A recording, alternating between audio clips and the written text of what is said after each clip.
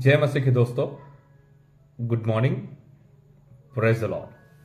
आज 9 तारीख है और फिर से एक बार प्रभु यीशु मसीह के सामर्थ्य नाम से आज के मॉर्निंग मन्ना सेशन में आप सभी का स्वागत करता हूं। आज के स्टडी के लिए हम देखने जा रहे भजन संहिता, उसका पहला अध्याय या फिर पहला सॉन्ग और उसका तीसरा वचन।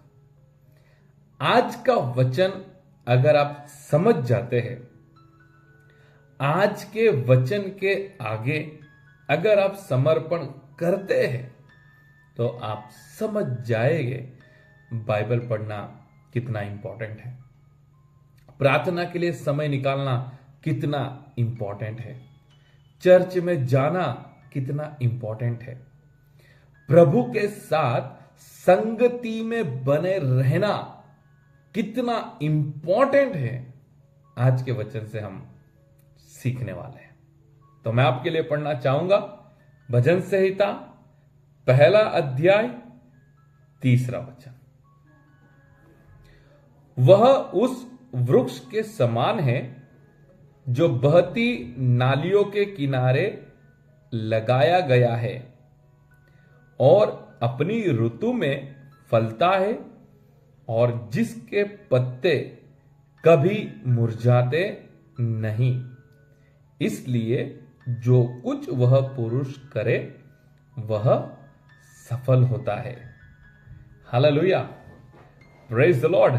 यहां पर एक वृक्ष के बारे में लिखा गया है जो पानी के पास लगाया गया है और बाइबल में लिखा गया है जो बहती नालियों के किनारे लगाया गया है।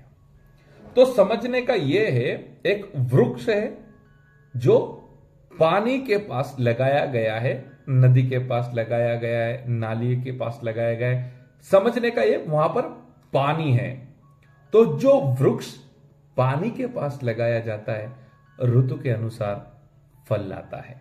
और दूसरा यहां पर लिखा गया है जिसके पत्ते कभी मुरझाते नहीं है, हरा भरा दिखता है, ग्रीन दिखता है। यही फायदा है वृक्ष के लिए जब वो पानी के पास रहता है। और इस वचन को और अच्छी तरह से समझने के लिए एग्जाम्पल, एक ऐसा वृक्ष आप इमेजिन करो जो पानी से बहुत दूर है, जहां पर पानी का व्यवस्था नहीं है, तो वो वृक्ष कैसा रहता है? सूखा हुआ रहता है, जहां पर फल नहीं आते हैं, अच्छा नहीं दिखता है, ग्रीन नहीं दिखता है।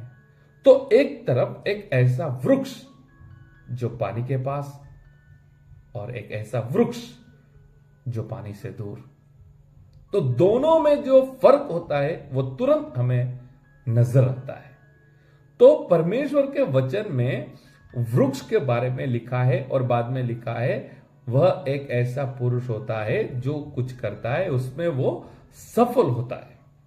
तो हमें एक ऐसा वृक्ष बनना है जो पानी के पास रहेगा। अगर वृक्ष पानी के पास रहेगा तो खुश रहेगा, हरा भरा रहेगा, फल लाएगा। तो और थोड़ा इस वचन को समझने के लिए पहला वचन और दूसरा वचन हम पढ़ेंगे, जहां पर लिखा है ऐसा करने से, इस रीति से जीवन जीने से पता लगेगा वृक्ष पानी के पास लगाया हुआ है। तो मैं आपके लिए पढ़ना चाहूंगा पहला और दूसरा वचन। क्या ही धन्य है वह पुरुष जो दुष्टों की युक्ति पर नहीं चलता, फर्स्ट पॉइंट, और न पापियों के मार्ग में खड़ा होता और न ठट्टा करने वालों की मंडली में बैठता है। देखा, यह है क्वालिटीज, यह है एक ऐसे व्यक्ति के बारे में जो वृक्ष पानी के पास लगाया हुआ होता है, परंतु वह तो यहोवा की व्यवस्था से प्रसन्न रहता और उसकी व्यवस्था पर रात दिन ध्यान करता रहता है। Hallelujah, praise the Lord. यानी एक ऐसा वृक्ष जो नदी के पास है, उस वृक्ष को इस तरह से समझाया गया है, वो पापियों के साथ नहीं, पाप में नहीं, दुष्टों के साथ नहीं, गलत कामों में नहीं, लेकिन परमेश्वर में आनंद करता है, परमेश्वर की व्यवस्था में प्रसन्न होता है। तो मेरे प्रियो, आज के वचन से हमें सीखना है, अगर इस पृथ्वी पर के जीवन में हमें खुश रहना है, हमें आनंद से रहना है, हमें शांति से रहना है, वृक्ष की तरह अगर बात करूं, अगर हमें ऋतु के अनुसार फल लाना है, अगर हमें अच्छा ग्रीन दिखना है, अगर हमें अच्छा हरा भरा दिखना है, तो हमें प्रभु यीशु मसीह के साथ रहना पड़ेगा।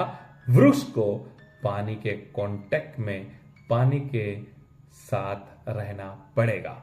अगर वृक्ष पानी से दूर रहता है तो सूख जाता है। जब हम प्रभु की संगति से दूर चले जाते हैं तो हम भी सूख जाते हैं।